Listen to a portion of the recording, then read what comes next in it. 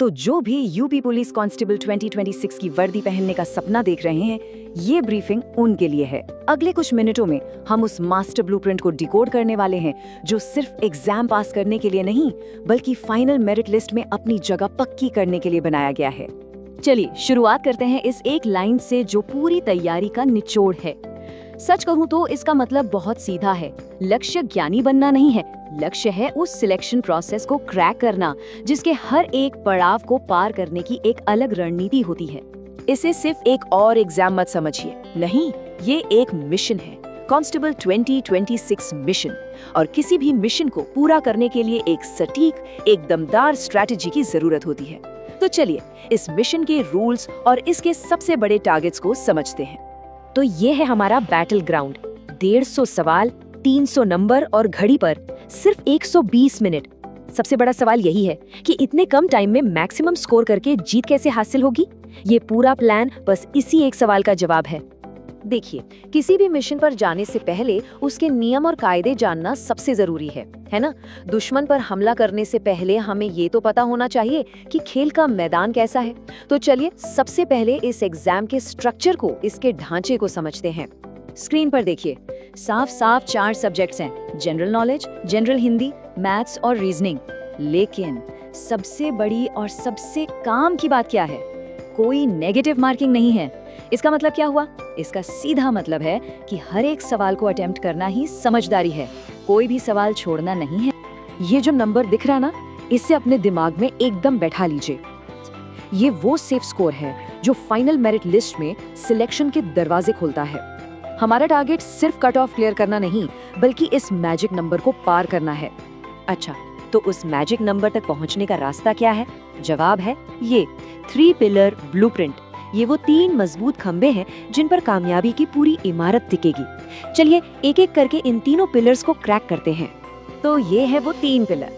पहला, सिलेबस पर पूरी तरह से हावी होना, मतलब क्या पढ़ना है। दूसरा, एमसीक्यूज को सॉल्व करने में मास्टर बनना, यानी कैसे पढ़ना है। और तीसरा, फिजिकल और मेंटल टफनेस, जो ये तय करेगा कि आखिर तक टिकेगा कौन। याद रखिए, एक भी पिलर कमजोर रहा तो बात नहीं बनेगी। चलिए अब सीधे पहले पिलर के अंदर चलते हैं, सिलेबस पर पकड़ बनाना। हर सब्जेक्ट का एक्शन प्लान क्या होना चाहिए और कहाँ हमें अपना सबसे ज्यादा फोकस रखना है, आइए देखते हैं।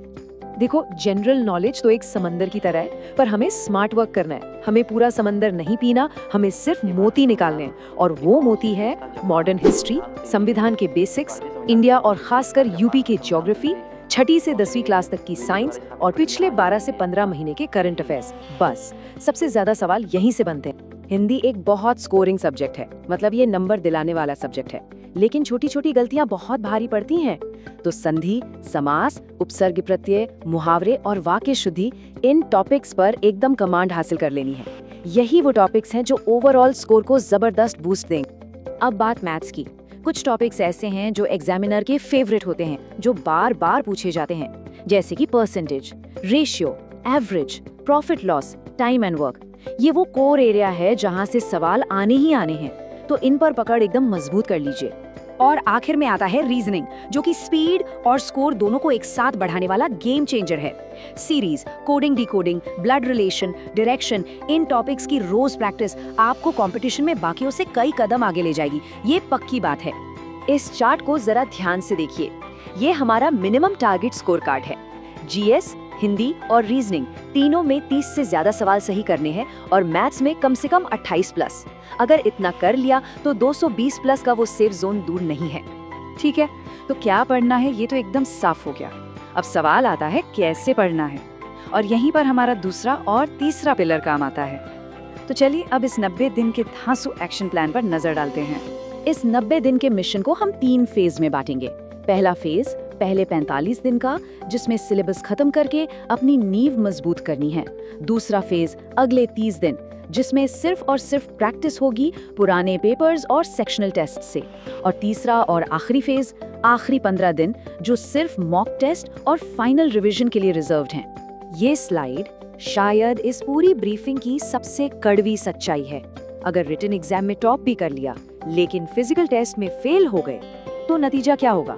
0। सारी मेहनत पर पानी फिर जाएगा। इसीलिए फिजिकल की तैयारी एग्जाम के बाद नहीं, बल्कि पहले दिन से शुरू करनी है। तो अब हम अपने इस विश्लेषण के बिल्कुल आखिरी पड़ाव पर हैं। चलिए उन सारे जरूरी पॉइंट्स को एक साथ जोड़ते हैं जो मिलकर बनाते हैं फाइनल सिलेक्शन का अल्टीमेट फॉर्मूला। ये हैं सिलेक्शन के गोल्डन रूल्स।